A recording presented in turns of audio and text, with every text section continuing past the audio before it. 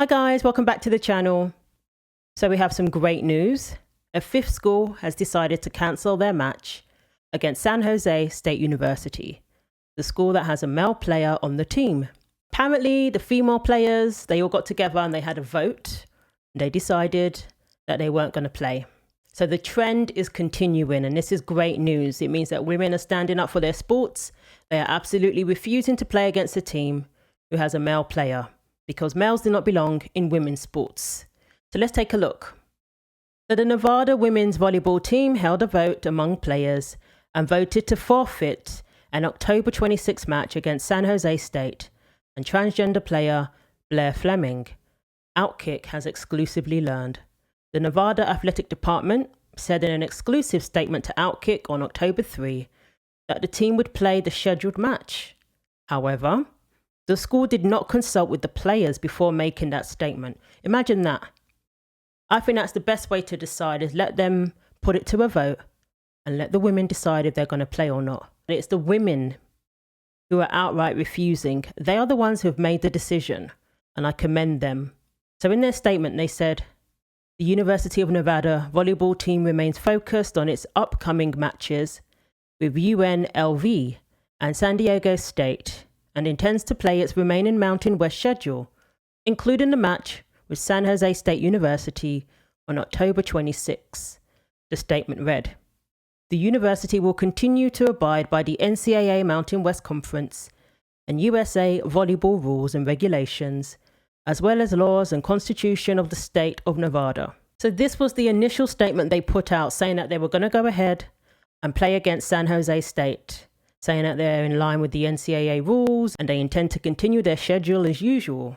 But most of the Nevada players did not agree with the decision made by the school and decided to take matters into their own hands. We, the University of Nevada Reno women's volleyball team, forfeit against San Jose State University and stand united in solidarity with the volleyball teams of Southern Utah University, Boise State University, the University of Wyoming, and Utah State University. The team wrote in an exclusive statement to OutKick.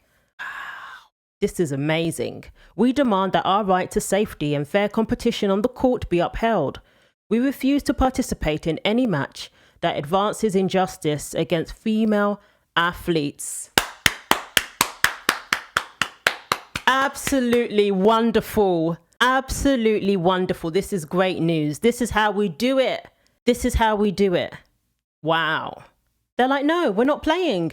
End of story. The thing that we need to remind ourselves of, without the females, there is no women's volleyball. Without the females, there is no women's sports. You can only be male or female, sorry. Without the female athletes, there is no women's sports. And they don't have to play against male players. They have every right to refuse, as they should. So these women were like, no, we're not playing. And that's the end of it. This is how we get our sports back. This is how we stop forcing women into playing in matches, being in locker rooms, in situations that are against our consent. How dare these sporting bodies make women do things that are against their consent, making them share hotel rooms with male athletes, making them play against male athletes who spike the ball at a much faster rate, who jump much higher, who have all these advantages simply because they are male. Not even because they're great athletes, because if they were, they'll be playing in the men's division. They'll be playing in the men's team. Enough of this making women play in matches where they're in fear for their safety, going into locker rooms where there are male players there, being deceptive, not telling these women that this person is male, that this team has a male player. The deception needs to stop, and the disrespecting of female athletes where you don't even ask them. You don't even ask them what they want. Because to you, what they want doesn't matter. Well, this is the result of that. At some point, the female players are going to say enough is enough. I don't care what scholarships you hold over our heads, 100 grand scholarship and all of this. Their lives are more important than that. Their safety is more important than that. And the integrity of their sports is more important than that. Because what good is winning when you've won because you've got a male player on your team? What's going to happen to women's records, to history, when you factor in the fact that a lot of these women record holders are male? What worth is the sport if we're allowing males to come in and take records, take accolades, take wins, take scholarships? It's not worth anything. So Riley Gaines applauded the women, of course, and she said, when college athletes have to vote on whether to play the sport they received scholarships for, it's a clear sign that the adults responsible for protecting them have failed. I applaud these athletes for setting boundaries and prioritizing their safety over victory. Far more courage and leadership than the president of the university and the president of this country. Wow, very, very true. A movement is forming where athletes take control of their future, reminding us that what's being called progressive is actually taking us back in time. So Sia Lilly, a senior and one of the two captains on the team, told OutKick that players were frustrated when they found out that the school had committed them to playing the match without speaking to them. I mean, that speaks volumes. You don't even ask the women what they want. Who is the priority here? Not hurting the feelings of a male athlete who wants to identify as a woman, who's playing in the wrong category. Apparently, these are the people who are the priority. The school released that statement without consulting our team at all. We were pretty upset that we were not made aware that a statement was going to come out.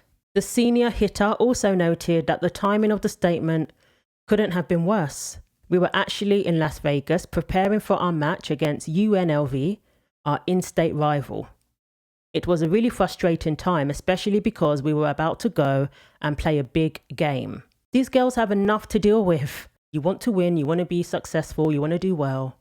And on top of this, you've got to worry about, jeopardizing your scholarship simply because you refuse to play against a team that has a male player, simply because you care about your safety and you want to maintain the integrity of women's sports. So they went on to lose that game against UNLV. Lilly said that releasing a statement, that's not what, affected their performance. They just lost. But even so, like she said, you're not asking them, you're releasing statements, committing them to playing against a team with a male player. So they had a meeting the day after the match against UNLV to talk about the statement that the school released. She said that the players decided they wanted time to think about what they wanted to do. So they came together this week and made the decision to forfeit the match. We decided that we're going to stand in solidarity with other teams that have already forfeited and that we wouldn't participate in a game that advances sex-based discrimination or injustice against female athletes. Perfectly said. So we're up to our fifth school. We've had Boise State, Wyoming, Utah State. So Southern Utah State University were the first. It really is all it takes. There's one team to say no, and others will follow.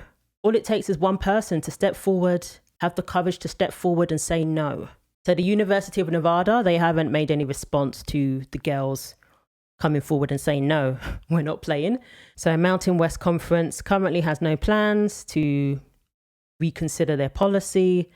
Of course, they're going to say that we're going along with the NCAA's policy. We're following the rules. So again, absolutely wonderful news. I love hearing this, especially as the girls took matters into their own hands and released their own statement and just said, we're not playing. They came together to do that. It's a lot easier when you come together to do that. If it's just one girl out there alone, it's going to be a lot harder for her. But when she has her teammates backing her, when you back each other, we're going to see progress. I promise you, we will see progress. If more women refuse to compete against men, if more women refuse to compete against teams that have male athletes, that sneak in male athletes into the competition, that's not right. It's not right. So let me know what you think. Like, comment, and subscribe. Take care of yourselves, and God willing, I will see you in the next video.